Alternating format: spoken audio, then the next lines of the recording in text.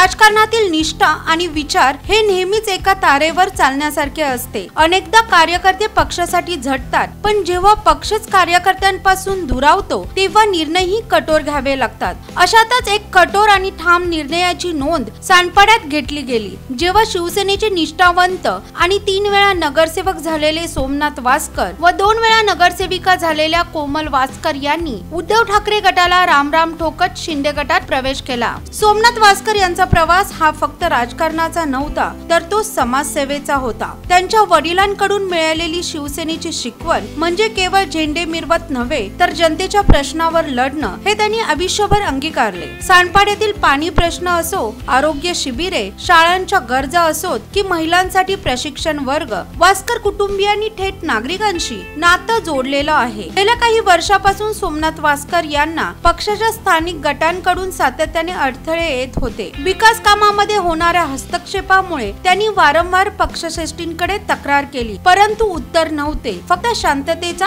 आदेश होता।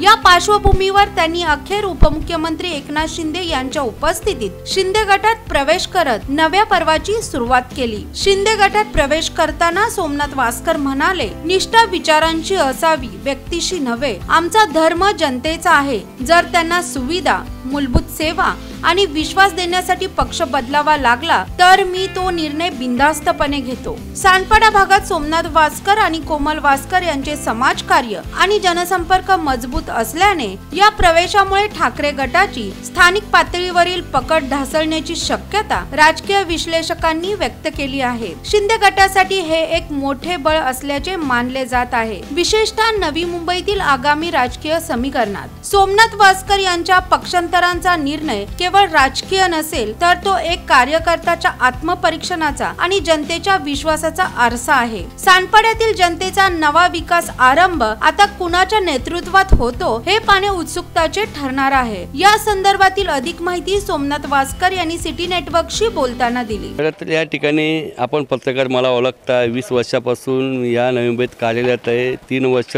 या ठिकाणी नवी मुंबई महापालिकेच्या मतदारांनी, माझ्या सांडपाड्यावरच्या मतदारांनी मला स्वीकारलं, नगरसेवक म्हणून या ठिकाणी मी विजयी झालो।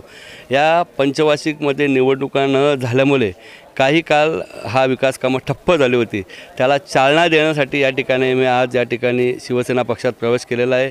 निश्चित आमच्या शिवसेनेचे मुख्य नेते एकनाथजी शिंदे साहेबांच्या माध्यमातून या विकास कामाला चालना मिळेल। माझे जे प्रलंबित प्रश्न आहेत, दत्त मंदिर असेल, तलाव असेल किंवा नवीमुंबई प्रकल्पग्रस्तांचा विषय असेल किंवा जे साधारण जे काही सांडपाड्यातले जे विषय आहेत त्याला चालना देण्यासाठी आम्ही या ठिकाणी प्रवेश केलेला आहे। कामं झाली होती, कामं झाली नाही, पण असं मी कधीच बोललो नाही। आम्ही विकास कामाच्या जवळच या ठिकाणी मतदारांशी संवाद साधत आहोत, परंतु या 2.5 वर्षाच्या कालखंडात जो काही विकास कामाचा या ठिकाणी ठप्प झाली होती आणि मुळातच माझे बरेचशी कामं प्रभागाती झालेत, परंतु युडीच्या माध्यमातून, नगररत्नाच्या माध्यमातून माझा जो आस्थेचा विषय श्री दत्त मंदिर, त्या ठिकाणची जी जागा सिडको मालकी हक्क होते, जे काही भूखंड त्या ठिकाणी त्यांनी दाखवले गेलेले आहेत, त्यावर कुठेतरी आवाज उठावा व त्या मंदिराला मालकी हक्क मिळावी, हे प्रश्न फक्त युडीच्या माध्यमातून सुटू शकतात, नगरविकास माध्यमातून सुटू शकतात। आम्ही जर उभाटामध्ये होतो आणि जर इकडे शिंदे साहेबांकडे गेलो तर कुठेतरी संशयाची पालेमुळे त्या ठिकाणी व्हायची। आता आम्ही अधिकाऱ्यांना जाणार आणि तो प्रश्न त्यांच्याकडून सोडून घेणार। त्याच्यातलाच एक प्रश्न अंडरपास खाली जो तलावाचा प्रश्न आहे, त्या ठिकाणी सिडकोनी भूखंड आम्ही या युडीला विनंती केली होती, विकास आराखडा सादर करताना त्यामध्ये त्या भूखंडाचं आरक्षण त्या ठिकाणी नोंदवलेलं आहे, परंतु युडी त्याला स्वीकारायला तयार नाही। सिडको विक्री करायला या ठिकाणी भूखंड खाली करत आहे। या सर्वांवर या ठिकाणी आम्ही नुकतंच आवाज उठवणार आहोत। नुकतंच तुम्ही सांडपाड्यातलं आंदोलन त्या ठिकाणी बघितलं। सांडपाड्यातल्या रहिवाशाची भूमिका आहे की आम्ही जी गरजेपोटी केलेली बांधकामं आहेत, जे शासनाने 2023 साली जो निर्णय घेतलेला आहे त्याची अंमलबजावणी करावी।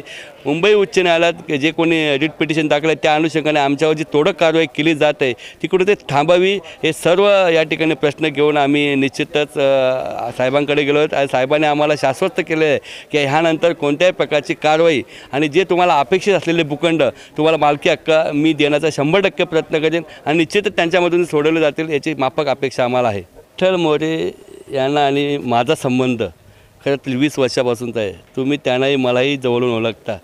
2005 पासून नवी मुंबई महापालिकेत ते माझ्यासोबत होते। 2008 साली ज्यावेळी या नवी मुंबई महापालिकेत 8 नगरसेवकांचा आमचं एक गट त्या ठिकाणी बंड करून तयार गेला, त्यावेळी आमचे पक्षप्रतोद होते विठ्ठल मोरे। आणि निश्चितच ती पिटिशन आम्ही त्या विठ्ठल मोरेच्या माध्यमातून कोकण आयुक्त मुंबई उच्च न्यायालयात दाखल केली आणि याच्यामध्ये काय आर्थिक व्यवहार झाला, ती रिट पिटिशन कोणी माघार घेतली आणि कोकण आयुक्तांना कोणी पत्र दिलं याचा खुलासा विठ्ठल मोरेने करणं गरजेचं आहे. मी आवर्जून सांगतो, मी ज्यावेळी पहिल्यांदा निवडून आलो त्यावेळी आमचे स्वीकृत सदस्यासाठी हरिभाऊ मतेंचं नाव पक्षाने दिलं. आम्ही 13 नगरसेवक होतो, 12 वोटिंग झाली, एक मत कोणाचं फुटलं ते विठ्ठल मोरेने सांगावं. त्यानंतर काही काळात विठ्ठल मोरे राष्ट्रवादी पक्षात गेले आणि पोरं एकनिष्ठ होऊन आमच्या पक्षात आले आणि परत ते आमचे विठ्ठल मोरे जिल्हा प्रमुख झाले. याचा सर्वस्व किती यामध्ये आर्थिक व्यवहार झाला याचा खुलासा विठ्ठल मोरेने करावा. विठ्ठल मोरे हे ज्येष्ठ आहेत, आम्ही त्यांचा सन्मान ठेवू. त्यांनी एक बोट जर दाखवताना 4 बोटं आपल्याकडे आहेत याचाही विचार करावा. सोमनाथ वास्कर हा रोकटोक आहे, जर त्यांनी मला माझं तोंड उघडायला लावलं तर त्यांना घरीच बसावं लागेल याची नक्कीच शाश्वती तुम्हाला देतो. विठ्ठल मोदींनी पत्रकारांच्या मार्फत पाकिटं स्वीकारलेले आहेत. नुकत्याच निवडणुकीत आमच्या कार्यकर्त्यांच्या पाकिटातले पैसे घेतलेले आहेत. या पाकिट चोराकडून काय अपेक्षा ठेवणार? करोडोचे व्यवहार ह्यांना माहिती आहेत. अष्टमी फुटताना किती 9वा माणूस गेला तर किती करोड स्वीकारले हे त्यांना माहिती आहे. त्याच्यामुळे पाकिटांचं ज्ञान त्यांना आहे. पाकिटं त्यांनी स्वीकारलेले आहेत. त्याच्यामध्ये ते 1.5 करोड काय 2 कोटी काय त्यांनी फेसबुक वाचतात ते बरं झालं. मी याच्यानंतर चांगल्या या फेसबुकला काही मेसेज टाकीन, त्याचंही त्यांनी पालन करावं. विठ्ठल मोरे ज्येष्ठ आहेत, त्यांची तळमळ किती पैसे कमवण्यासाठी हे आम्हाला माहिती आहे. त्याच्यामुळं या माध्यमातून त्यांना जो काही फायदा होईल त्याचा निश्चित त्यांनी ते फायदा करून घ्यावा. गद्दार जरी आम्ही असो असं त्यांना वाटत असेल तर अनेक वेळा बंड करून ज्यावेळी सुरुवातीला राज ठाकरे फुटले त्यावेळी कोपर खेळण्यासोबत त्यांच्यासोबत गेलेले विठ्ठल मोरे गद्दार नाही आहेत का? 2010च्या नंतर ज्यांनी राष्ट्रवादीबरोबर घरोबा गेला त्यावेळी विठ्ठल मोरे गद्दार नाही आहेत का? किंवा जर हे एकनिष्ठ असतील आणि आम्ही जर आमची व्याख्या गद्दार असेल तर हे नवी मुंबईकरांना ज्ञात आहे विठ्ठल मोरे किती धुतल्यानंतर सरकार किती पक्ष वाढवतो आहे आणि त्याच्या नेतृत्वाखाली नवी मुंबई महापालिकेत शिवसेना पक्षाची त्यांच्या कशी सत्ता येईल हे त्याचं त्याने आकलन करावं. लेटेस्ट बातम्या आणि व्हिडिओ पाहण्यासाठी सिटी नेटवर्क YouTube चॅनलला सबस्क्राईब करायला विसरू नका.